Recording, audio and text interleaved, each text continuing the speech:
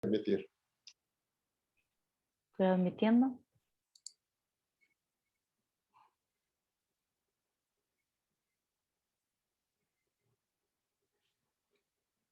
Listo. Muy buenos días, tengan todos ustedes, estimados barristas y estimadas barristas, abogados y abogadas del foro en general, tanto de esta ciudad de Monterrey, donde estamos transmitiendo, como de cualquier otra parte de la República que nos acompaña. Soy su servidor, Juan Isidoro Luna. Tengo el honor y la responsabilidad de ser el presidente del capítulo Nuevo León de la Barra Mexicana Colegio de Abogados. Y el día de hoy pues, estamos muy contentos aquí de recibir en esta transmisión virtual a todos ustedes y de nuevo a nuestro panel, a nuestro amigo expositor Guillermo Don Juan, que en unos momentos más lo presentará nuestro también amigo barrista distinguido aquí del capítulo, Hugo Francisco García. Invitarlos a todos, por favor, que nos sigan apoyando con su presencia y acompañamiento para poder seguir nosotros ofreciendo estos eventos de gran calidad que gracias al apoyo de nuestros expositores y barristas hemos podido compartirles. Por favor, síganos en nuestras redes sociales, donde estamos continuamente informando de estos eventos y de notas de interés jurídica. Estamos en Facebook, estamos en Instagram, en Twitter, LinkedIn, y tenemos también un capítulo, un canal de YouTube. Nos encuentra muy fácil, capítulo Nuevo León Barra Mexicana Colegio de Abogados.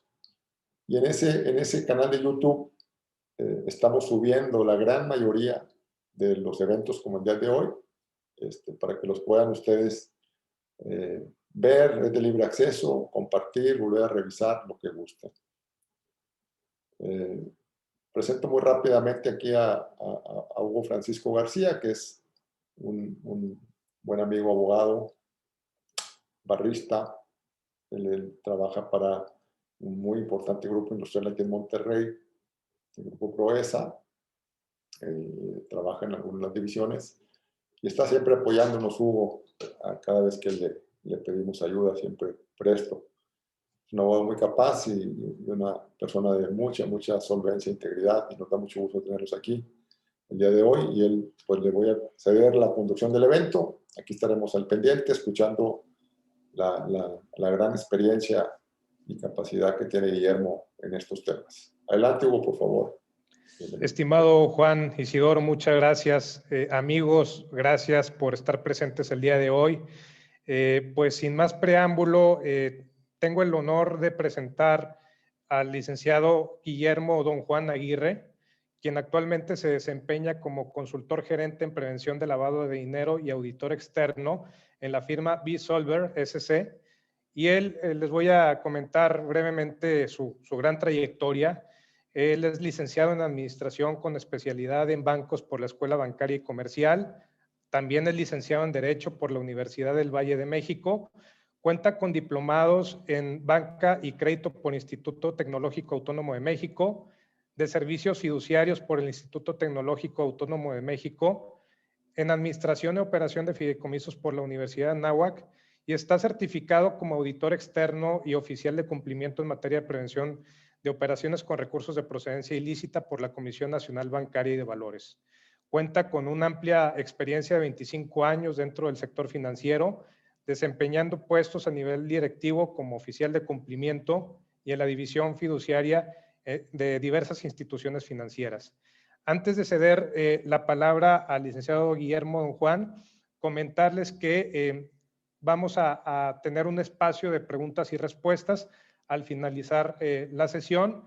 Les pido su apoyo para que sea a través del chat en donde se puedan documentar estas preguntas, las cuales yo voy a comentárselas al licenciado Guillermo para que dé contestación y a que conserven su cámara y micrófono apagados.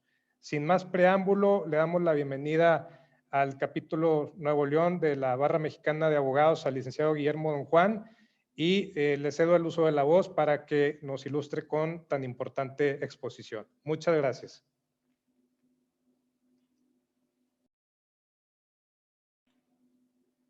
Está en mute, licenciado, si gusta.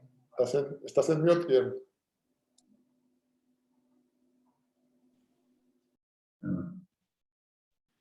Nuevamente, muchas gracias, Hugo. Muchas gracias, Juan. Es un honor estar con ustedes nuevamente aquí en la Barra Mexicana de Abogados, en el capítulo Nuevo León. Pues tocando temas que son de sumo interés y para uno con un gusto y una pasión por el tema en este sentido. El día de hoy vamos a platicar la importancia del compliance, del cumplimiento, sus efectos para las empresas socialmente responsables, y vamos a analizar un caso que extrañamente para mí no recibió la resonancia que debería de tener, quizás por la cuestión de que fue un caso excelentemente manejado a nivel compliance y no, dicen que trasciende lo malo, no lo bueno. Y por eso es la intención de plantearles a ustedes este día el análisis de ese caso, del caso de Microsoft, de cómo manejaron una situación con el principal, con el fundador y dueño de la empresa, cómo fue manejada un problema en que se metió. Entonces, obviamente, para entrar en tema, hay que tomar en cuenta la circunstancia o los antecedentes que tiene este concepto del compliance. ¿Qué es el compliance? ¿Qué es el cumplimiento? Y podemos manejar en esta circunstancia que en cualquier momento, desde que se constituye una sociedad mercantil, cualquiera que sea el giro, se debe de cumplir con un marco legal que va desde la formalidad y la solemnidad del contrato social, y con una serie de permisos y licencias que se tienen que obtener para finalmente entrar en operación una sociedad mercantil. Sea cual sea el giro al que se vaya a dedicar, hay que cumplir de primera en esa instancia. Entonces, partiendo de este punto de vista como antecedente, el compliance o el cumplimiento legal siempre ha existido y ha normado el comportamiento tanto de las personas físicas como de las personas jurídicas o personas morales como las conocemos en nuestra jurisdicción, ¿no? Entonces, bajo esa circunstancia, siempre hemos tenido esa premura de darle cumplimiento a un marco legal para operar de manera adecuada a nuestras sociedades. Sin embargo, este concepto ha empezado a tener cierta relevancia, hablemos de los últimos 20 años quizás, un poquito menos, un poquito más, dependiendo del enfoque donde le vayamos dando en este sentido. Y obviamente partiendo de esa importancia que ha venido tomando el tema, pues tratemos de definir a qué nos referimos cuando hablamos de compliance, cuando hablamos de cumplimiento. Esto obviamente está enfocado de manera directa a las entidades mercantiles, sociales, financieras, de cualquier ámbito, y el concepto que vamos a manejar para esta cuestión, que es el cumplimiento, pues el compliance se refiere al conjunto de medidas destinadas a garantizar a que todos los órganos, empleados, funcionarios de cualquier nivel manejen una conducta ética y legalmente respetuosa respecto al cumplimiento de la normativa, ¿sí?, que le es aplicable a la sociedad de manera externa y, por supuesto, que le es aplicable de manera interna. A todas aquellas políticas, procedimientos, procesos que establecemos de manera interna, el compliance va enfocado a que todos dentro de la institución lo manejemos de esta manera. Digamos que esta es la esencia general de a lo que se dedica el compliance, a lo que nos dedicamos cuando estamos hablando de cumplimiento. Pero dentro de estos antecedentes hay que revisar el por qué y dónde revisó o dónde salió la figura del compliance o del compliance officers, que es algo de lo que ya muchas de las instituciones transnacionales, nacionales de gran escala empiezan a tener, y algunos sectores han sido obligados a tener una figura de cumplimiento, de un oficial de cumplimiento, de un compliance officer. Entonces, esto surge en el sector financiero como primer sector o ámbito económico a nivel mundial que tiene la necesidad de contar con un área de compliance o un compliance officer en este sentido. Anteriormente, la asesoría jurídica, todo lo que se tenía que resolver en el ámbito legal, lo llevaba a cabo, digamos, de manera directa el departamento jurídico, el abogado corporativo o el licenciado externo de la sociedad que ayudaba a darle cumplimiento a ciertos trámites en este sentido. Pero en el 2008, en el ámbito financiero, se presenta una crisis mundial derivada de diversas instituciones que incumplieron diferentes normas del sistema financiero y que generaron una crisis a nivel mundial.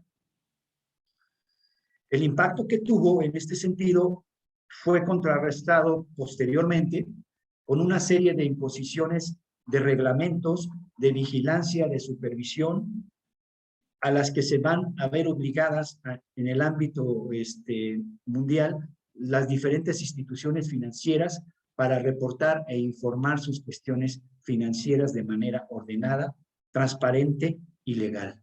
Y obviamente con esta circunstancia para esas entidades, ¿sí?, surgieron nuevos retos en materia de cumplimiento, de entrega de información financiera, de entrega de información preventiva y oportuna, certera, veraz, que obligó a que un área como tal se hiciera responsable de todas estas nuevos retos y nuevos riesgos que tenía por la posible imposición de alguna sanción del incumplimiento de las diferentes normas que empezaron a regular a las instituciones financieras derivadas de esa crisis en el sistema financiero internacional y que fue de impacto mundial. Si bien podemos partir de que no debería de ser de la manera más normal, que el comportamiento ético y el respeto a la ley deberían de ser algo natural en todas las empresas, pues es al igual que en las personas. Podemos haber diferentes personas que nos dedicamos al bien, que somos personas de bien, pero también hay personas de mal. Y en las instituciones llega a suceder de la misma manera. En ocasiones no como parte dolosa de la institución o de la organización como tal, pero sí como parte de algunos miembros de esas sociedades y que no son detectadas de manera oportuna. Entonces, partiendo de esa circunstancia, es que el compliance o el cumplimiento o la verificación de que estemos actuando de manera ética y con respeto a las leyes debe de estar siendo una parte importante dentro de nuestras organizaciones, dentro de nuestros negocios, dentro de nuestras empresas. Y ahorita vamos a ir viendo también cuestiones del por qué en este sentido y yéndonos a situaciones de empresas pues que no sean necesariamente de un tamaño transnacional, de unas grandes empresas, sino aquellas pymes que tienen la intención de entrar en el mercado a partir de estas situaciones. Entrar en el mercado internacional, importar, exportar, sobre esas cuestiones van a tener que empezar a implementar programas de cumplimiento, porque son cuestiones que se derivan inclusive ya a nivel macro de nuestros tratados internacionales, hablando específicamente del recientemente firmado TEMEC.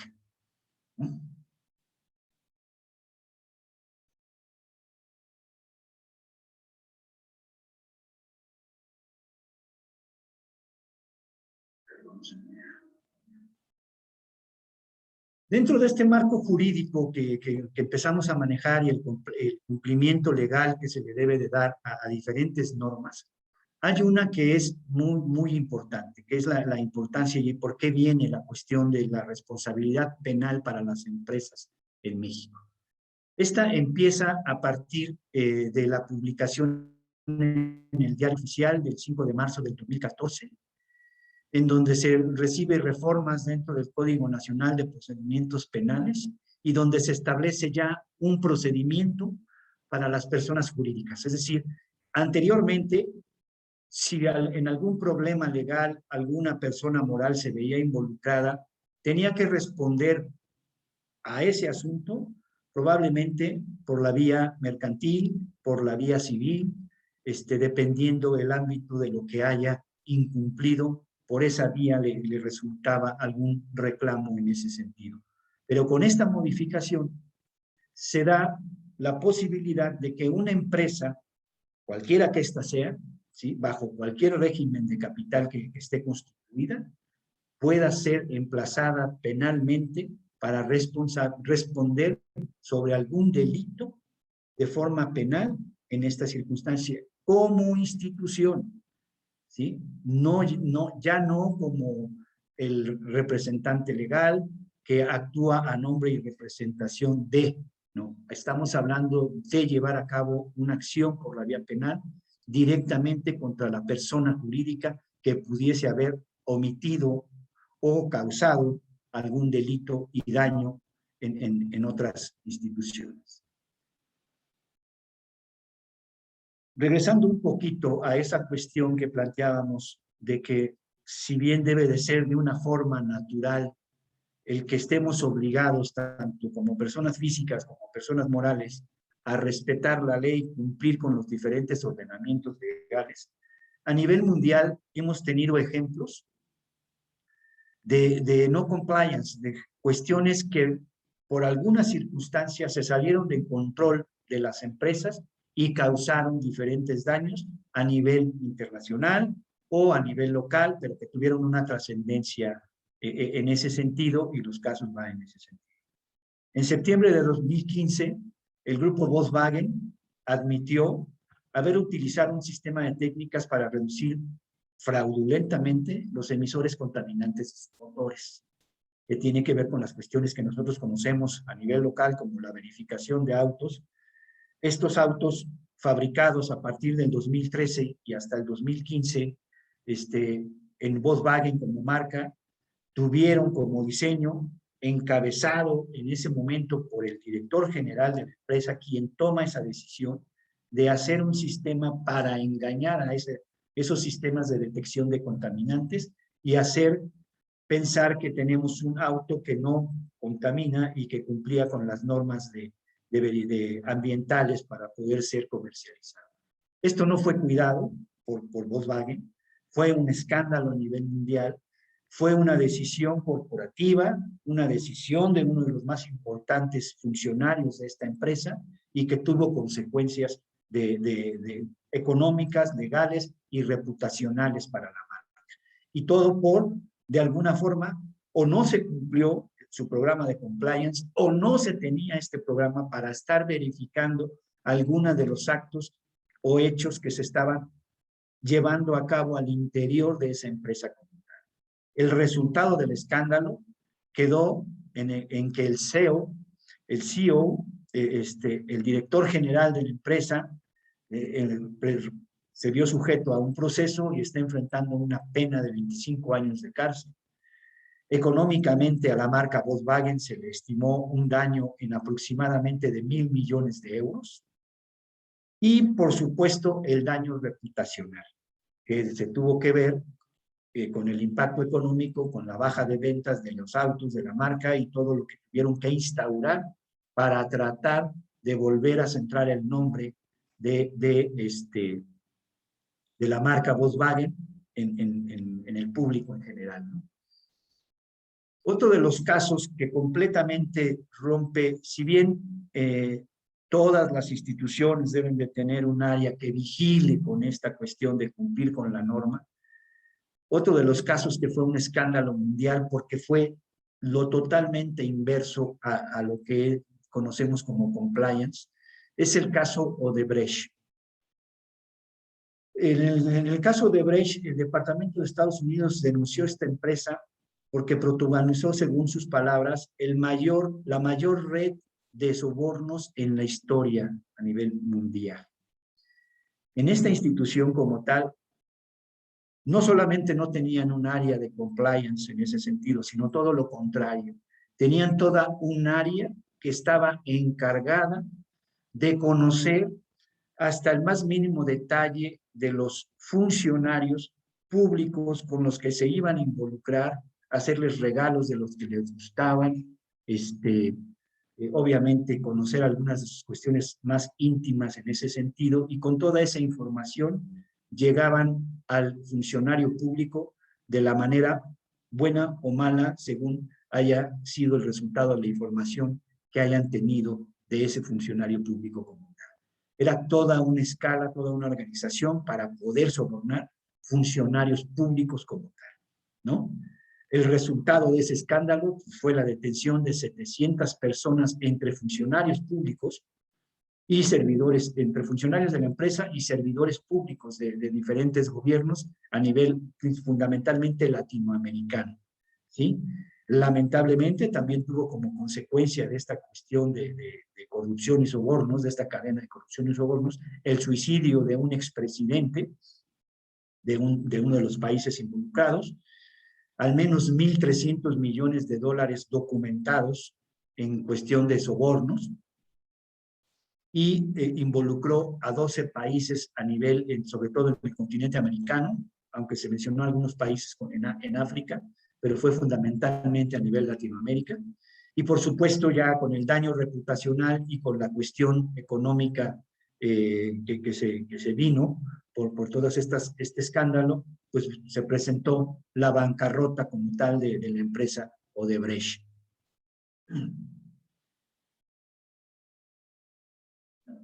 Entonces, bajo esas cuestiones que tuvieron que ver con decisiones corporativas que pudiesen ser acusadas o manejadas o señaladas de que pudieron haber sido algunos funcionarios que dolosamente y traicionando probablemente la confianza de todo el corporativo como tal, tomaron estas decisiones y llevaron a escándalos del tipo que tenemos, pues es importante que nos preguntemos el por qué es importante esta circunstancia de establecer normas de cumplimiento al interior de nuestras instituciones.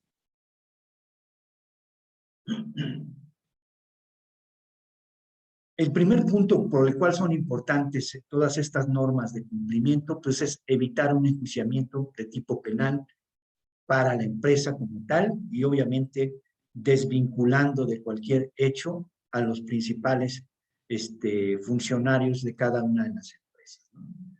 Desde el punto de vista puramente comercial, la función del compliance tiene motivaciones esencialmente estratégicas. Las personas físicas y las empresas deben de cumplir con la ley tal cual y buscar de esta manera que con esta área podamos hacer ese cumplimiento de la mejor manera, de la forma más oportuna, tratando de evitar con ellos consecuencias que tienen que ver como el incumplimiento de una norma que pueda traer la imposición de multas, la inmovilización de capitales o incluso el arresto o encarcelamiento de alguno de los funcionarios dentro de la empresa.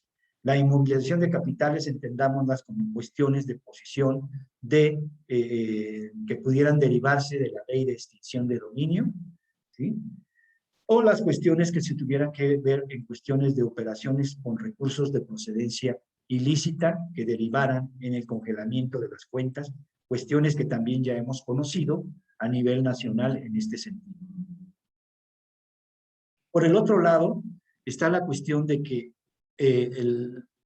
la función principal del compliance es evitar o tratar de identificar rápidamente el comportamiento delictivo que se pueda estar dando, el incumplimiento administrativo que pudiéramos estar incurriendo y en su caso responder a él de la mejor manera posible, a fin de poder reducir al mínimo el riesgo económico o reputacional que pudiera resultar de dicha actuación, ya sea dolosa o involuntaria, que se pudiera estar dando en este sentido. La existencia de medidas de compliance nos pueden llevar a una reducción de la responsabilidad de los administradores. Pudiese ser un punto de excluyente de responsabilidad si nosotros tenemos medidas de compliance donde podemos demostrar que estamos actuando de buena forma y que esto se derivó de una cuestión involuntaria y no dolosa como tal, nos podemos excluir de la responsabilidad penal que pudiéramos en este sentido estar adquiriendo dentro de un manejo inadecuado del cumplimiento de las normas. Por el otro lado está el aspecto reputacional, el aspecto del buen nombre de nuestra sociedad. Establecer nuestra sociedad como una sociedad socialmente responsable, ¿sí? En ese sentido, todo lo que nosotros encaminemos a un adecuado cumplimiento de nuestras normas de cualquier ámbito que tengamos, si nosotros establecemos en este sentido, podemos de primera instancia pues aspirar a poder obtener esa distinción del logo de ser una empresa socialmente responsable, añadir un componente ético a nuestro concepto de compliance en ese sentido. Si podemos empezar a revisar la cuestión de la responsabilidad social de una empresa, pues una empresa como tal es socialmente responsable desde el momento en que genera empleo y riqueza para cada uno de los integrantes como tal. Pero esto va más allá en ese sentido, ¿no? Además de generar toda esa circunstancia, está el cumplimiento de la norma, está el compromiso social como tal, y lo vamos a ver en el análisis del caso que ya comentamos de Microsoft, ¿sí? Está ese compromiso social de ser, digamos, como parte de la entidad o de la comunidad en donde estoy instaurado, tratar de participar en ese sentido como un ciudadano más dentro de esa comunidad, tratando de influir en ella de la mejor manera posible. Lo que se considera socialmente responsable es en cierta medida definido por los organismos que están certificados y reconocidos para obtener este tipo de cuestiones. Pero todo va enfocado a aquellos aspectos códigos reglamentarios, especialmente en sectores sensibles como la energía o aquellos productos químicos que tienen cuestiones con el sistema, con el clima, con el ambiente en el que debemos de cuidarlos. Y eso nos debe de llevar también pues a que si nosotros estamos haciendo algo de manera adecuada, además de cumplir con toda la norma legal y estamos colaborando a cuidar la sociedad, el ambiente en el cual estamos incluidos, en esa parte como tal viene el respaldo de un buen nombre, el impacto positivo en la credibilidad y en las relaciones comerciales de la empresa que tenga ese comportamiento de manera adecuada, no solamente ético y legal, sino como una parte que influye de manera positiva en todos los ámbitos de la sociedad o en la comunidad donde está establecida. Obviamente en esta parte, de ahí se derivan las cuestiones que empiezan a normar este tipo de cuestiones. ¿Qué normas rigen los programas de compliance? ¿Qué nos piden estos programas de cumplimiento para poderlo llevar a cabo?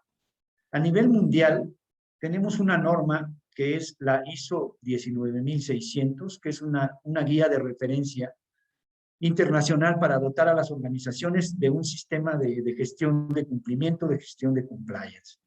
¿Sí? Por el lado mexicano, en el año 2017 también ya se emitió una norma oficial mexicana, que es la 19600 IMNC 2017, que es el sistema de gestión de cumplimiento directrices, que trata de una norma que proporciona la orientación para establecer y desarrollar, implementar, evaluar y mantener una mejora sobre nuestro sistema de gestión de cumplimiento dentro de la organización. El problema aquí está en que estas normas, ni a nivel internacional, ni a nivel nacional, son normas obligatorias. Ambas son cuestiones que una empresa o una sociedad tendrá que implementar de una manera muy voluntaria, ¿no? O sea, el compromiso que nosotros queramos adquirir para que nuestra empresa tenga un desarrollo de manera adecuada, tenga un comportamiento ético y cumplimiento de las normas y con ello evitar de primera instancia las cuestiones de alguna sanción administrativa, multa o responsabilidad penal que pudiéramos tener en el manejo de nuestras empresas como tal, ¿no? Pero por el otro lado hay que destacar esta cuestión. Dentro de nuestra planta comercial, industrial y financiera, ¿sí? El mayor número de instituciones que participan en cualquiera de los ámbitos de nuestra economía nacional no son empresas grandes, todas son las famosas conocidas como MIPYMES, ¿no? Empresas medianas, pequeñas y micros, que son eslabón de diferentes procesos de construcción, de comercialización, de fabricación y de participación en una cadena comercial mucho mayor al alcance que pudieran tener, ¿no? Y este tipo de normas, en el caso de aquellas que exportan, son normas que de alguna forma van a empezar a ser exigibles a nivel internacional si nosotros queremos participar en esas cadenas de producción internacionales. Tendremos la necesidad de implementar estas cuestiones muy prontamente, sobre todo, por ejemplo, en aspectos como anticorrupción, que son aspectos que están dentro, que tienen un capítulo especial dentro del Tratado de Libre Comercio México-Canadá-Estados Unidos. Entonces, bajo esa circunstancia, si bien no son obligatorios estos ordenamientos o estas directrices que establecen las bases para el manejo de la gestión del cumplimiento eficaz y responsivo dentro de una organización, pues sí valdría la pena que nosotros con ese interés pudiéramos ver y en su caso tomar la decisión de llevar a cabo la implementación de alguno de estos programas en este sentido. Bueno. Para tratar de ayudarles un poquito, enriquecer la plática en ese sentido, ¿cómo podemos nosotros implementar un programa de cumplimiento en nuestra empresa en 4 pasos sencillos? Lo vamos a tratar de resumir de la manera más rápida, completa y supongo yo y quisiera yo que lo vieran de la manera más enriquecedora posible para ustedes dentro de la plática como tal, en este sentido. ¿Qué factores debemos de tomar en cuenta? Obviamente, al interior de la empresa debemos de crear ese equipo de compliance, ¿no? Para que dentro de ese equipo de compliance podamos tomar en cuenta desde lo que hacemos, cómo lo hacemos y hacia quién va enfocado,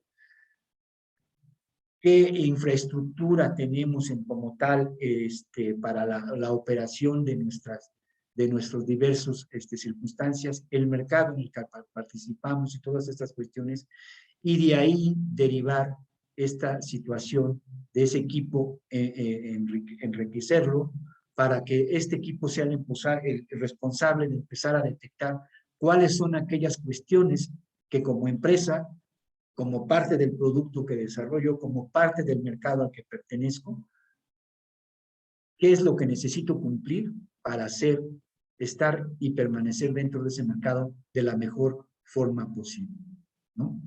Dentro de esa cuestión, obviamente necesitamos crear ese equipo que se haga responsable de estas cuestiones y debe de haber una cuestión muy clara, ¿no? Debe de haber un compromiso muy claro por parte de la dirección de la empresa para el establecimiento de un programa de compliance. Si dentro de la cabeza no está esta circunstancia de poder participar dentro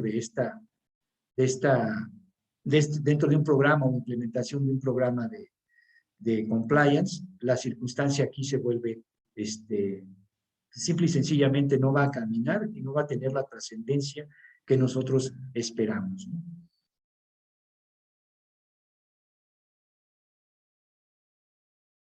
Este equipo deberá de trabajar de forma conjunta con el que se designe como responsable, como oficial de cumplimiento, como compliance officer en este sentido, para detectar los diferentes ámbitos legales o cuestiones que debamos de cumplir. Yo señalo de alguna forma, de forma enunciativa, pero obviamente deberá haber algunas otras cuestiones que dependiendo del caso, pues deberá de estar enfocado a cada uno de ellos, pero pues obviamente debemos de estar contemplando en estos aspectos laborales. La cuestión, por ejemplo, recientemente de la norma de prohibición o el establecimiento de un programa adecuado para el outsourcing, o para el manejo de la norma 035, que tiene que ver con el manejo del estrés de los empleados.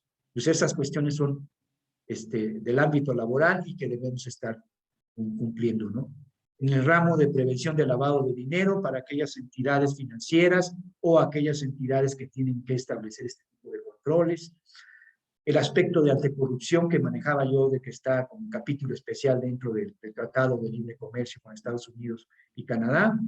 Y, por supuesto, las cuestiones penales, la protección de datos, que es una cuestión que debe estar. Todas esas áreas de oportunidad, de cumplimiento que debemos de tener, el equipo junto con el oficial de cumplimiento deberá de detectarlas de primera instancia y empezar a trabajar sobre ellas y establecer qué es lo que tengo que cumplir, de qué forma tengo que cumplirlo, a quién tengo que enterarlo y de qué forma se va a hacer. El qué, el cómo y el quién será el responsable de todo esto, ¿no?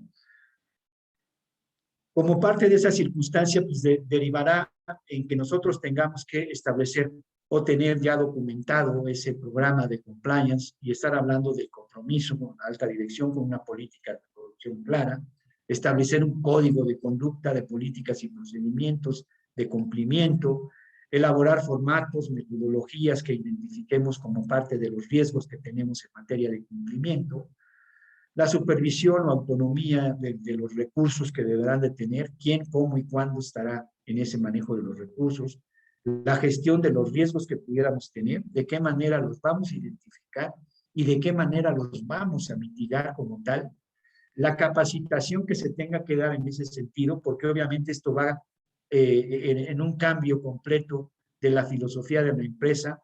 Para que todos estemos involucrados en ese sentido, debemos de tener conocimiento del qué estamos haciendo, cómo lo estamos haciendo y hacia dónde vamos, y no hay mejor forma de hacerlo que a través de una capacitación.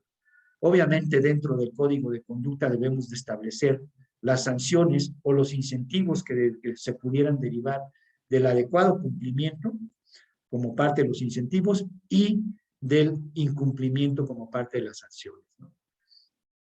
Debemos de tener cuidado, llevar a cabo un due diligence sobre nuestros clientes, proveedores y otros que participen dentro de la sociedad, a manera de que tengamos certeza de quién y con quién nos estamos vinculando de manera comercial, ¿no? Un sistema de denuncias que permita reportar cuestiones de incumplimiento interno y que nos permita establecer medidas al respecto en ese sentido, y por supuesto estar vigilando la cuestión de una mejora continua, constante, del establecimiento de estos programas como tal. Por el lado, el último paso, una vez que tengamos completamente documentado, establecido nuestro programa de cumplimiento, no queda más que poderlo difundir. Debe de ser comunicado, debe de ser transmitido y difundido al interior de la institución, y si esto va a tener repercusión hacia la sociedad como tal, pues debemos de tener establecida esta cuestión también como comunicación, como parte de la difusión de los programas socialmente responsables de la sociedad como tal, y obviamente hay que difundir de manera periódica, crear conciencia sobre la nueva cultura de la política de cumplimiento que estamos estableciendo dentro de la sociedad. Y obviamente el último paso es establecer esa responsabilidad. ¿Quién va a ser el responsable de vigilar que todo esto, de todo lo que identificamos, de todo lo que ya documentamos, de todo lo que vamos a hacer, quién va a ser el responsable de ejecutarlo como tal? Y obviamente la figura del Chief Compliance Officer o el oficial de cumplimiento vuelve a tomar ahí presencia, y quien será el responsable de estar vigilando el cumplimiento normativo que tenga la sociedad al respecto. Todo esto tiene un objetivo como tal, ¿no? El que nosotros establezcamos un adecuado programa de cumplimiento como tal, tiene un fin, debe de tener un fin como tal. Y obviamente debe de ser un fin de que además de cumplir, podamos detectar de manera oportuna aquellas cuestiones que pueden estar fuera del cumplimiento o el compromiso que está adquiriendo la sociedad para cumplir normativamente con todo lo establecido, tanto interna como externamente dentro de la sociedad.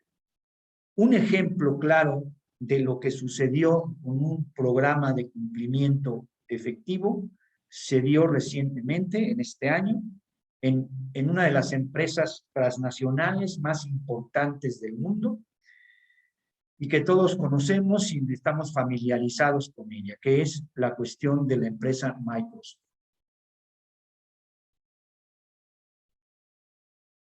Apenas a principios de año, en el primer trimestre del año, el 13 de marzo del 2021, Microsoft anunció muy rimbombantemente que Bill Gates se retiraba del consejo de administración de la empresa y la versión oficial decía que era porque quería dedicarle más tiempo a su fundación, ¿no? Sin embargo, la prensa de Estados Unidos, uno de los principales periódicos a nivel nacional e internacional en Estados Unidos, el Wall Street Journal, nos trajo una versión muy distinta al respecto. Y tuvo que ver con que en el año 2019, o sea, hace 2 años, fue recibida una denuncia interna dentro del programa de cumplimiento dentro del área para las denuncias internas de Microsoft, de que una empleada alegaba haber tenido una relación extramarital con gays desde el año 2000 y que obviamente la relación no había sido del todo consensual por la figura que representa Bill Gates al interior de Microsoft y pues una de las empleadas de menor ubicación a nivel organizacional, pues se sintió obligada y sometida a complacer a Bill Gates en esta circunstancia. Bueno. Los protocolos de Microsoft a nivel de cumplimiento se activaron por una circunstancia muy importante y muy hay que relevar. La denuncia fue presentada de forma interna ante el Comité de Ética de la propia empresa. ¿Sí? Y por muy increíble que nos pueda parecer por estos lares, ¿sí?, se le dio toda la credibilidad a la denuncia presentada por la empresa y de forma inmediata ese comité llevó el reporte al Consejo de Administración, el Consejo de Administración se activó y dijo, esto hay que investigarlo y hay que llevarlo de la mejor manera. Como se trataba de uno de los principales funcionarios dentro de la empresa, ¿sí?, se contrató a un despacho externo que fue parte de donde se fugó la información para que fuera conocida en este sentido, ¿sí? Se contrató una firma de abogados para que condujera las investigaciones de la denuncia presentada por la empleada en contra del presidente del Consejo de Administración de Microsoft. Bueno, pues algunos antecedentes de Bill Gates, algunas circunstancias a nivel social dentro de Estados Unidos y dentro de la empresa como tal, pues empezaron con la cuestión de las pesquisas, las investigaciones y encontraron con que la denuncia no solamente era cierta con relación a la empleada que se había animado a denunciarlo, sino que por ahí resultaron otras 3 denuncias respecto a cuestiones similares que habían sido ocasionadas por Bill Gates como tal. Entonces, en este sentido, con el movimiento Me Too en activo, con la abierta amistad que en su momento tuvo Bill Gates y con otro escándalo de cuestiones de falta a la moral y de abuso de personas, de abuso sexual en ese sentido, también muy escandaloso, con Jeffrey Epstein, con todo ese entorno, el Consejo de Administración de la sociedad consideró que Bill Gates no podía permanecer más dentro o como miembro del Consejo de Administración. Sí, el dueño, el fundador de la empresa era retirado de su cargo, ¿sí?, por una conducta inadecuada y que tenía señalado en su código de conducta con sanciones de este tipo dentro de su programa de compliance. Microsoft se atrevió a pedirle a Bill Gates que dejara la presidencia de su consejo de administración. ¿Cuál fue el resultado de todo esto como tal dentro del programa? Pues a partir del 2019, cuando se empezó a formalizar esta cuestión, la propia CEO de Microsoft, Satya Nadella, anunció que se cambiaban sus procesos para la atención de los casos de acoso y discriminación. Lo primero, o sea, no solamente dieron atención, no solamente le creyeron a la empresa, no solamente investigaron, sino que además decidieron reforzar su programa de denuncia externa dentro de su programa de cumplimiento. El resultado de manera personal para la vida de Bill Gates pues, también resultó en un divorcio después de 27 años, un divorcio que también económicamente le va a costar bastante duro. Y por el otro lado, todo este buen manejo, toda la discrecionalidad que se tuvo dentro de esto, dentro de este caso, dentro del buen manejo que se le dio, se evitó un riesgo reputacional y un riesgo económico para Microsoft como tal. Cuestiones de este tipo, tenemos conocimiento de, quizás no similares, pero con unas cuestiones muy específicas y con una empresa del tamaño de Microsoft y dentro de la misma industria de Microsoft, está la cuestión de que, por ejemplo, cuando Apple, su director y fundador, empezó a manejar de manera desordenada la sociedad y que también el Consejo de Administración lo separó. Estamos hablando de un evento de hace más de 30 años, pues sí tuvo una repercusión sobre el valor de la empresa, sobre esa decisión que se tomó, ¿no? En este caso, no hubo ningún daño de ese tipo y la cuestión reputacional de Microsoft, lejos de ser dañada, en mi opinión, sale más que reforzada en este sentido, ¿no? Entonces aquí valdría la pena preguntarnos, ¿no?, ¿de qué calibre es el programa de cumplimiento de Microsoft, que no se tuvo el menor temor en apoyar a la trabajadora afectada, en retirar de su consejo de administración al fundador de la empresa y en su caso replantear su canal de denuncias por acoso y discriminación? O sea, no solamente actuaron bien, decidieron reforzar su programa de cumplimiento para evitar la repetición de casos similares con circunstancias de este tipo. Entonces, ¿de qué lado de la moneda queremos estar? Planteado sobre las dos cuestiones que hemos revisado el día de hoy, ¿no? Del no compliance o del sí compliance.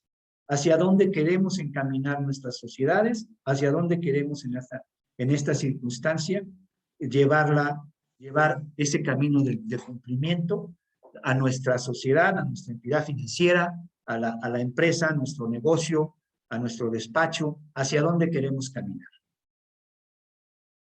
La decisión obviamente es al nivel interno de cada una de las circunstancias, pero en este sentido lo que les puedo comentar y aparte, en el momento de que ustedes se decidan en establecer un programa de cumplimiento dentro de sus sociedades, aquí en Bisolver los podemos ayudar en ese sentido. Pues por mi parte sería todo. Hugo, te regreso los teléfonos agradeciendo nuevamente la oportunidad a la Barra Mexicana de Abogados, capítulo de Nuevo León, de estar con ustedes nuevamente en una plática y pues creo que pasamos a las preguntas y respuestas que se pudieran dar en este programa. Gracias, Guillermo. Excelente exposición. Recordarles a todos los presentes que pueden ustedes escribir sus preguntas en el apartado de chat para darles lectura y que podamos comentarlas aquí en la sesión. Por lo pronto, Guillermo, nuevamente te felicito. Me parece una exposición muy valiosa. Yo considero que eventualmente tenemos que dar los beneficios precisamente de los casos de éxito que tiene un programa de compliance, ¿no? Y porque normalmente en todos los foros o en la mayoría de ellos escuchamos los casos de no éxito o los casos en donde precisamente se presentan circunstancias desafortunadas para la empresa, para los directivos de la empresa, y casos de éxito como Microsoft, en donde, como bien lo comentabas, pasó, digámoslo así, una noticia muy importante, pero que dio la percepción que pasó en una forma un tanto desapercibida, pero que fue precisamente por el buen manejo que Microsoft tuvo en sus esquemas o sus programas de cumplimiento, y que desde luego que son perfectibles y que estoy seguro que eso debe ser un ejemplo para todos. En ese sentido, más que una pregunta, mi primer comentario pues sería ese. Hay otro tema que también me recuerda a este supuesto. Son dos temas que se me vienen a la mente. Uno es el caso Bimbo, en donde precisamente hace poco tiempo hubo alguna situación por parte de un trabajador en una tiendita en donde creo que participó en un robo con una señora dueña de la tiendita, y que salió precisamente la cabeza de Bimbo a decir de que iban a fortalecerse los mecanismos de cumplimiento y para que no fuera a pasar esto de nueva cuenta, ¿no? Entonces, creo que también en ese sentido, desde el punto de vista reputacional, es muy importante. Y otro caso que se me viene a la mente es el de Paul O'Neill, de Alcoa, en donde gracias a los hábitos que precisamente marcó el CEO de Alcoa en relación a la seguridad, pero se puede replicar al tema del compliance, en donde su discurso inicial frente a la compañía fue: señores, tenemos que enfocarnos a la parte de seguridad para que ningún trabajador sufra accidentes, y precisamente a la larga tuvo una cultura de seguridad industrial en sus empresas, y que ayudaron a optimizar incluso todos los procesos. Al cabo que todos los empleados decían: ¿sabes qué? Yo aplico mi metodología no solamente aquí en la empresa, sino también en mi vida diaria. Y pienso yo que uno de los beneficios del compliance es también esa optimización de procesos en todas las organizaciones, ¿no? Que a la larga pues van a redundar en un beneficio económico para las empresas, no tanto por ahorrarse una sanción económica o los temas que tú nos planteabas, incluso de tipo penal, sino que además contribuyen a esa optimización de procesos. Aquí recientemente, precisamente con la tragedia que vivimos en la Ciudad de México, con la cuestión de la caída de los vagones del metro en una de las estaciones, se intentó, mal planteado pues, en algún momento, pero se intentó llevar la responsabilidad penal para las empresas y las dependencias públicas involucradas en este sentido. O sea que no solamente por cuestiones de mal manejo de un programa de compliance, sino por cuestiones que pudieran ser efectivamente omisiones involuntarias o cuestiones que no tuvieran que ver directamente con un hecho de este tipo, nos podemos ver involucrados en cuestiones de este tipo, y de ahí la pena, que valga la pena de contar con este tipo de programas al interior de nuestras sociedades. Gracias, Guillermo. Igual tengo una pregunta, bueno, un par de preguntas. La primera de ellas es, obviamente, para que un programa de cumplimiento, yo considero, salvo tu mejor opinión, que debe haber el compromiso, debe existir el compromiso precisamente de la cabeza de la organización.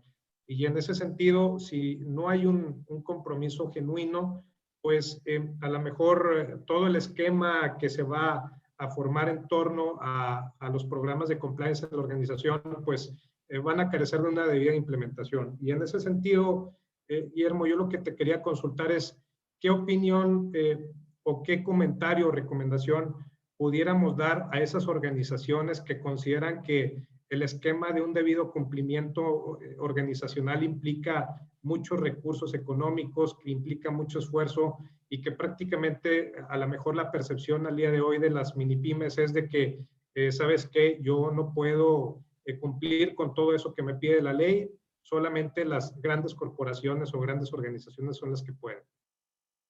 No, yo creo que ahí es parte del enfoque que tenemos que darle, que tenemos que luchar porque esto trascienda de una mejor manera posible.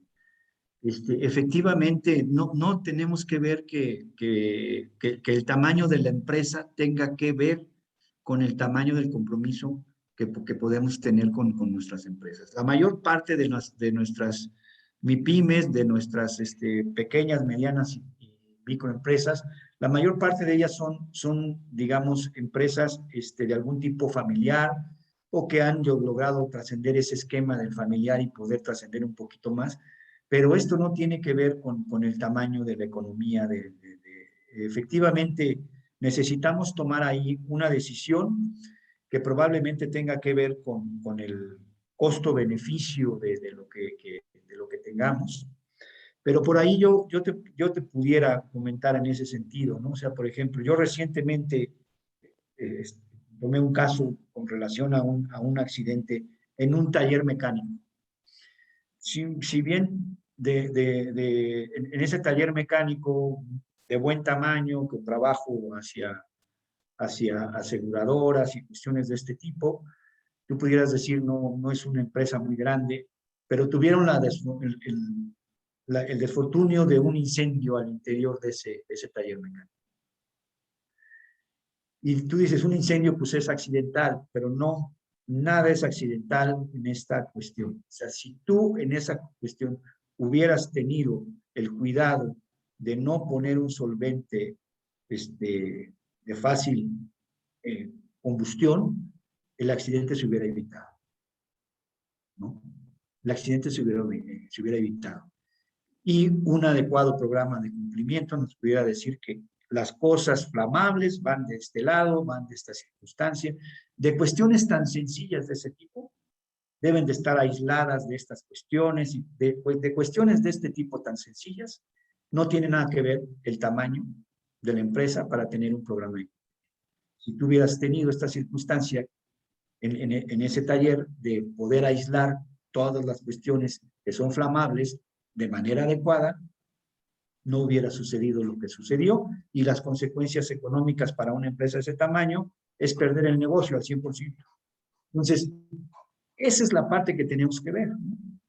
De hacia dónde quieres llevar, que en alguna circunstancia, por muy impredecible que pudiera suceder, el costo que pudieras tener es mucho mayor al que pudieras pagar por una adecuada implementación de un programa económico.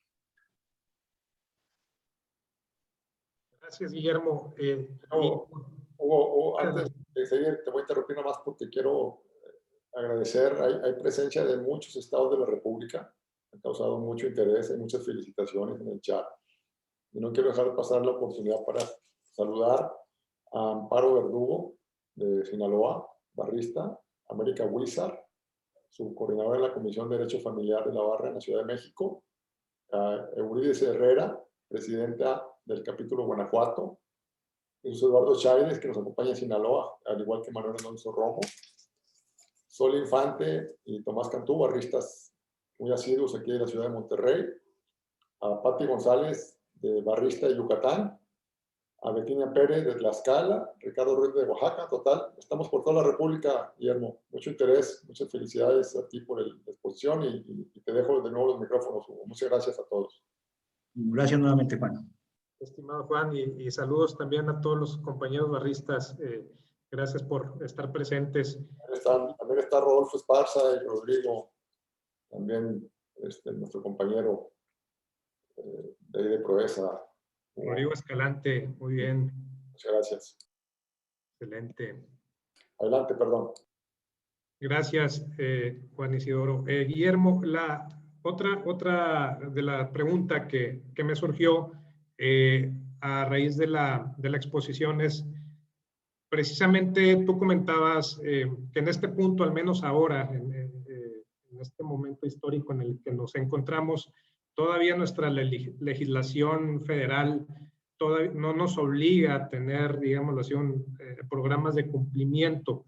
Sin embargo, tengo conocimiento que al menos hay alguna iniciativa presentada, si mal no recuerdo, en el Senado, por parte del senador Ricardo Monreal, hasta donde tengo entendido, precisamente tendiente a que el cumplimiento de las organizaciones se torne obligatorio, ¿verdad? Entiendo yo que todavía no avanza esta iniciativa, sin embargo, está ahí presente y que eventualmente va a obligar a todas las organizaciones en ese sentido. ¿Qué opinión te merece ese tema, Guillermo? Mira, yo creo que es importante que caminemos hacia allá. Hemos buscado por muchas cuestiones como país establecer estándares internacionales, ¿no? En diferentes aspectos. Yo creo que la parte más avanzada en ese sentido está dentro del lado financiero por la repercusión que tiene a nivel mundial como ámbito económico ese sector, ¿no? Pero por ahí las instituciones que están, las grandes empresas que están vinculadas en mercados internacionales tienen que cumplir con esos estándares internacionales. Y creo que el camino que como país es tratar de ir estableciendo mejores estándares para cualquier actividad que desarrollemos como tal, ¿no? O sea, hemos dejado esa parte de alguna forma y parte de lo que nos va a llevar en esa circunstancia son los propios tratados internacionales que tenemos vigentes. El punto de anticorrupción que está vigente en el Tratado de Libre Comercio, en el TEMEC, es algo que todas las empresas que quieran exportar a esos mercados, al norteamericano y al canadiense, van a tener que establecer medidas de cumplimiento. Y creo que es el camino que debemos establecer en ese sentido para poderlo llevar en ese camino. Cualquier ámbito económico debe de ser el camino. Gracias, Guillermo. Creo que has tocado un punto muy, muy importante y que lo estamos viendo, pienso, ahora con el tema de la reforma en materia de outsourcing, en donde precisamente ya estamos enfrentando esa situación, ¿no? De que volteando a ver un poco más con quién estamos contratando ese servicio, etcétera. Y temas como el tratado el TIMEC, en ese sentido, bueno, van a obligarnos a las organizaciones mexicanas y en general de que eventualmente pues tengamos que asumir responsabilidades de tipo contractual para dar cumplimiento a la ley, ¿no? Y en ese sentido, mientras hay una iniciativa que se convierte en ley, pues contractualmente sí vamos a estar obligados. Es correcto. Es correcto, pero ya no solamente por ese lado, ¿no? Ya como lo comentábamos, ya el simple hecho de que en algún momento, por alguna cuestión, de manera dolosa o involuntaria, nuestra sociedad se pueda ver involucrada en una cuestión penal, pues ya la responsabilidad penal es algo que nos debe de preocupar. Y como comentábamos, un adecuado programa de cumplimiento nos puede servir de una excluyente respecto de responsabilidad. Oye, Guillermo, perdón que me interrumpa ahí, Hugo, pero te quiero preguntar, y platicábamos un poquito de eso en la previa. ¿Se puede hacer una afirmación de que por razones históricas o del mismo esquema de trabajo, las instituciones financieras tienen ya más avanzados sus sistemas de cumplimiento que otras ramas del negocio en general? Me refiero a bancos y tú hablabas de seguros, afianzadoras, etcétera. Es correcto. Y mira, yo te diría que parte de esta circunstancia la vivimos y lo comentábamos en la previa, ¿no? La falta de cumplimiento de normas financieras fue lo que derivó el hallazgo que tuvo como resultado la solicitud de extinción de Banco Ahorro FAMSA. O sea, esa vigilancia por parte de los supervisores fue la que creo que evitó un daño mayor en mi opinión, evitó un daño mayor en tomar esa decisión hace ya va a ser un par de años ya, creo, ¿no, Juan? O un año, ya no digo la fecha, de la decisión de intervenir a Banco Ahorro FAMSA respecto a esa vigilancia, y en la vigilancia se tuvieron los hallazgos que confirmaron lo que se presumía. Y tengo otro comentario a raíz de la referencia que hace del caso Microsoft. Y pues está muy claro el buen manejo, como lo señalas, y lo complementó Hugo.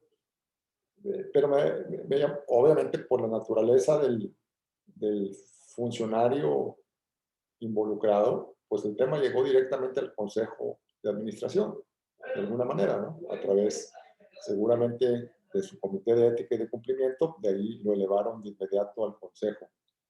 Aquí la pregunta es, y lo pensaba cuando estábamos viendo ese tema hace un momento en tu exposición, ¿y quién cuida el Consejo? ¿Quién cuida el comité de cumplimiento? Es decir, ¿qué pasa si lo elevas? Digo, y es algo, vaya, lo pienso, ¿no? ¿Qué pasa si lo elevas? Digo, Microsoft es una empresa pública y demás, ¿no? Hay bastantes controles y mucha gente participa del exterior, en los mismos consejeros independientes y demás. Pero yo pensaba mucho en las empresas medianas o quizás grandes, que de alguna manera pudieran decir, sabes, que todavía con ese malentendido de decir, no lo puedo difundir, no le puedo dar cauce porque me afecta mi solvencia moral o mi buen nombre, cuando es todo lo contrario, ¿no? ¿Qué piensas ahí al respecto? Yo sé que es simplemente una opinión, es un comentario ahí que me vino a la cabeza.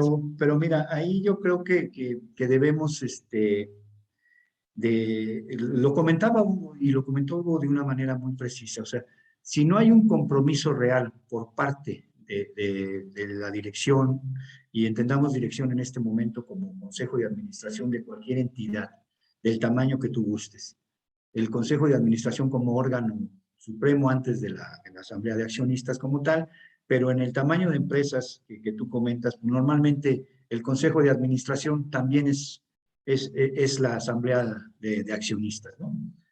En este sentido. O sea, si no hay un compromiso como tal de establecer un programa de cumplimiento y establecerlo para cumplirlo, no como una cuestión de nada más cuidar la fachada, yo creo que es mejor ni siquiera lo intentemos, porque en determinado momento, si tú lo ves en una relación costo-beneficio, un área de cumplimiento en ningún negocio es un área que genera ingresos. Por el contrario, es un área que genera costos. Entonces, si tú lo ves desde este sentido, y si no tienes el compromiso real de cumplir con él, pues mejor ni gastes en él. Esa sería mi opinión. Si lo vas a establecer, que sea para cumplirlo, independientemente del tamaño de la empresa, del sector, de lo que tú quieras. Viéndolo desde una decisión costo-beneficio. O sea, sobre una cuestión, sí, es un área que cuesta. Cuesta el oficial de cumplimiento, cuesta cumplir, cuesta tener la infraestructura para llevar a cabo el adecuado seguimiento en este sentido. Entonces, si no lo vas a cumplir, pues mejor ni gastes. Debe haber un compromiso real. Gracias, bien. Muy bien. Tenemos una pregunta de América Wizard. Dice, pregunta, ¿existe un catálogo que determine cuáles son las obligaciones que deben cumplir las empresas a fin de dar cumplimiento a las disposiciones locales y federales en materia de compliance? No. No, como parte de esta cuestión, como comentábamos, los ordenamientos que tenemos son referencias internacionales o nacionales como tal, las dos las nombramos en este sentido, pero no hay un catálogo, porque esto además tiene que ver con el sector al que de la actividad económica a la que se dedique cada una de las empresas. No es lo mismo una institución financiera que una empresa que se dedique a la metalurgia o a la extracción de minerales o cuestiones de este tipo. Son distintos los ámbitos regulatorios en cada uno de los sectores o cada uno de los ámbitos económicos. Entonces, por eso dentro del programa que yo decía, en estos 4 pasos, yo decía, lo primero que hay que hacer es armar un equipo dentro de la empresa y dentro de ese equipo, pues tener a los diferentes expertos en las materias, por ejemplo, fiscal, laboral, mercantil, civil, lo que tenga, y con ellos establecer ese catálogo de cumplimiento que le corresponde de manera específica a cada una de las empresas de conformidad con el sector dentro del cual esté su actividad preponderante. Gracias, Guillermo. Por último, tenemos aquí un comentario de la abogada Patti González. Dice que, abonando al comentario, el proceso de sensibilización para comunicar que el área de compliance es una inversión a beneficio de la empresa, tomando en cuenta los objetivos económicos de la misma.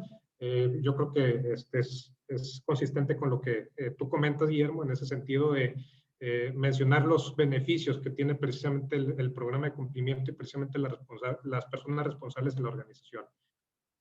Sí, sí, y le digo, hay cuestiones tan sencillas como la que yo comentaba, o sea, es un negocio que pudieras tener en ese sentido del ejemplo del taller mecánico. O sea, es una empresa familiar, una cuestión, pero pues el pago de los daños de los autos que tenía ahí, el pago de los daños y las multas por parte de la autoridad municipal en donde se encontraba el taller. Todo eso no solamente se lleva el patrimonio del negocio, se lleva hasta patrimonio familiar. Y todo por una circunstancia de no tener una circunstancia del propio feeling y experiencia del manejo. Digo, tengo cuestiones combustibles, tengo que separarlas de lo que pudiera ser flamable en ese sentido. Tan sencillo como eso, y la consecuencia es mucho mayor, económicamente hablando.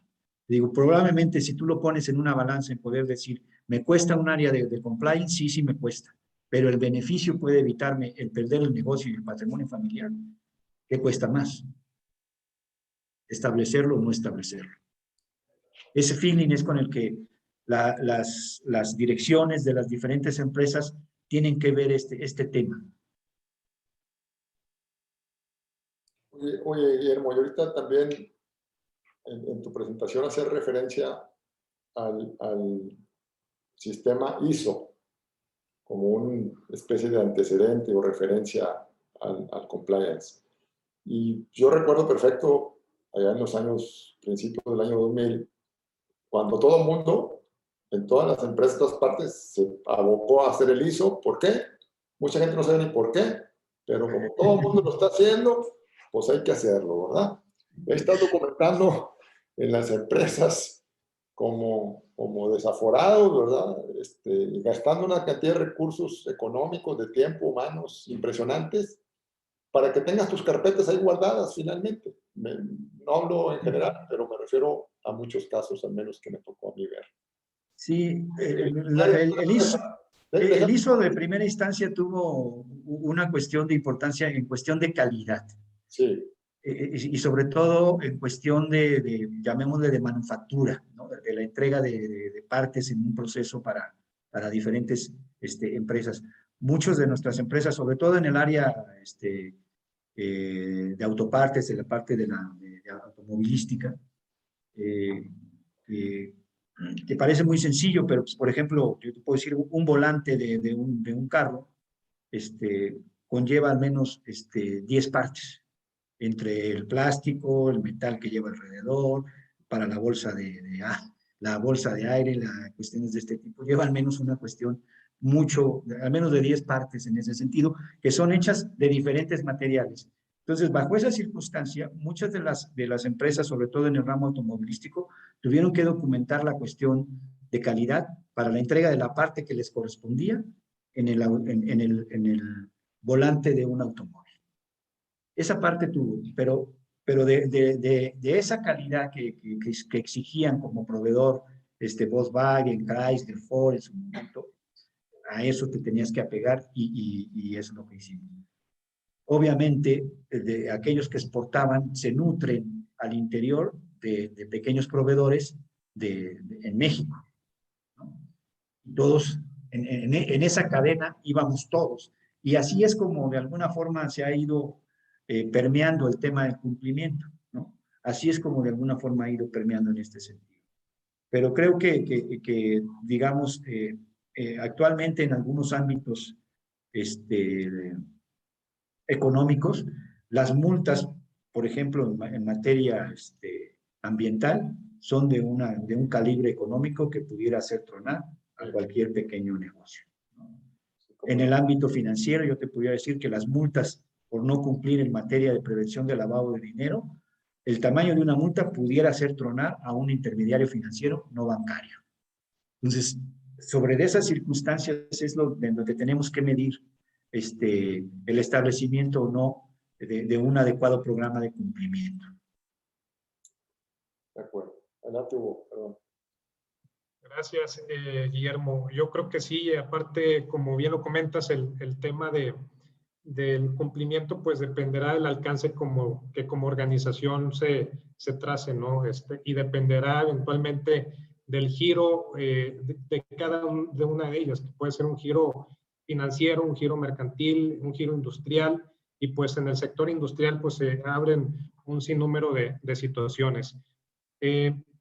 Parece que ya no hay más preguntas. De mi parte, salvo que alguien más aquí del foro, Juan Isidoro, quieran hacer algún otro comentario. No, yo ya participé de más, man. Yo nomás estaba aquí. Hay una pregunta de Chay de Sinaloa. Y aquí comenta Jesús Eduardo Chaides, ¿hay algún parámetro que podamos tomar de referencia para darse una idea del costo de la inversión por constituir e implementar un compliance? Tengo claro que depende en gran medida del tipo de actividades y de magnitud de la empresa. Sí, es que depende de esa circunstancia, o sea, no podemos hablar de un estándar o de un costo mínimo, porque por muy pequeña o por muy simple que nos parezca una actividad económica, a veces hay que cumplir con cuestiones que ni siquiera tenemos en el radar, ¿eh?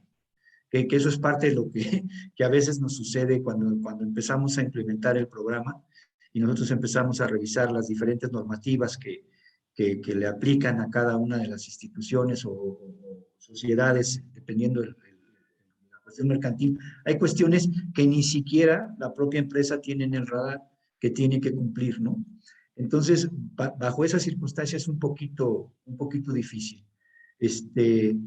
La cuestión en este sentido, aunque por muy simple que parezca la actividad, yo sí recomendaría en ese sentido que independientemente de que tengamos los expertos al interior, fiscales, laborales, de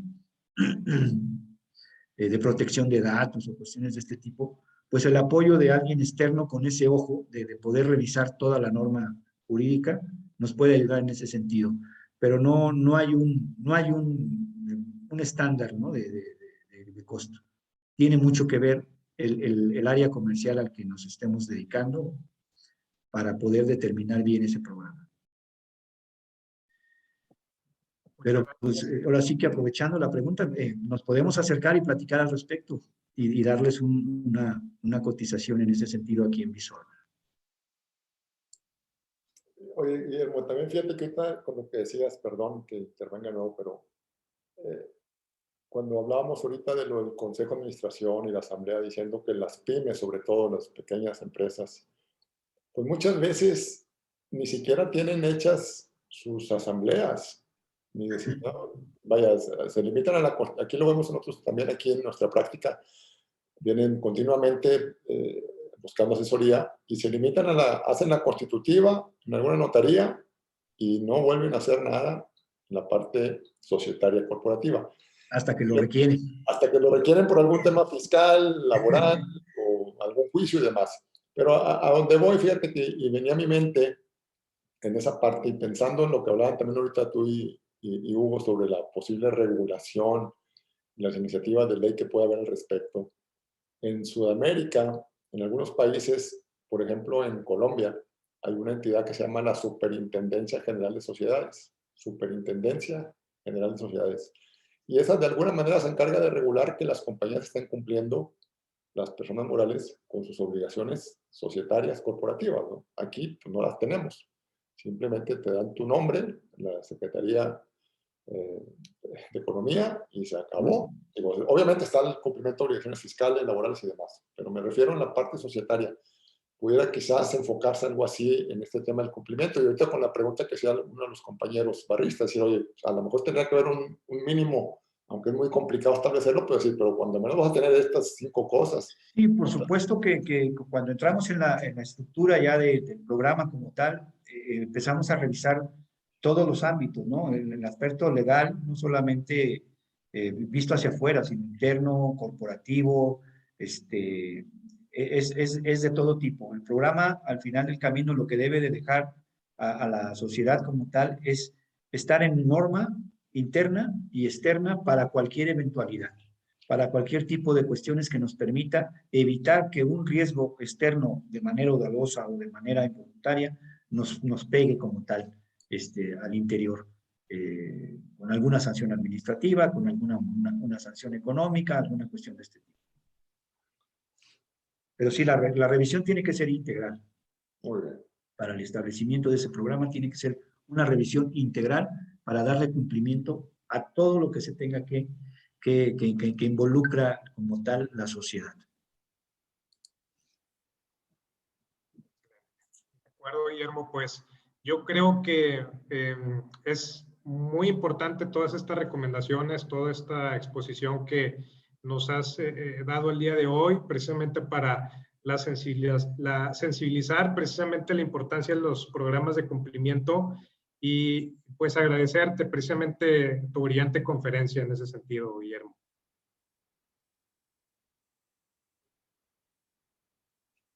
No, pues siempre un gusto y un honor estar con ustedes, Hugo, Juan Isidoro.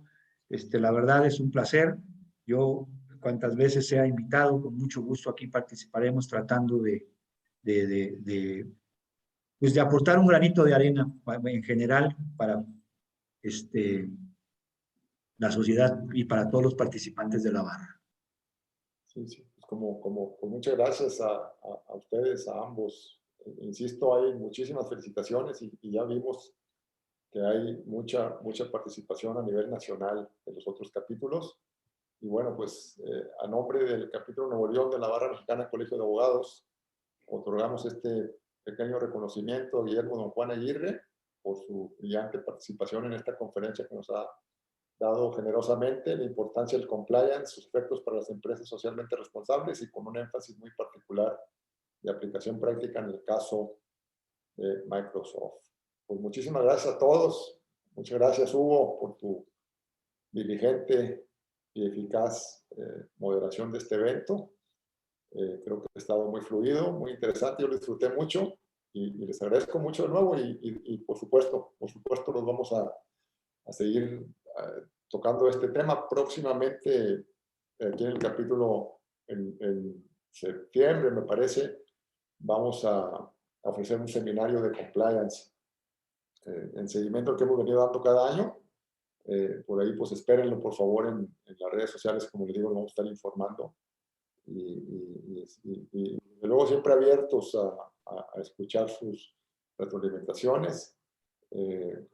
Cualquier tema, estamos a sus órdenes. Y Guillermo, pues es un amigo aquí de la barra y siempre tiene las puertas abiertas para cualquier tema. Hugo, pues es barrista aquí de casa.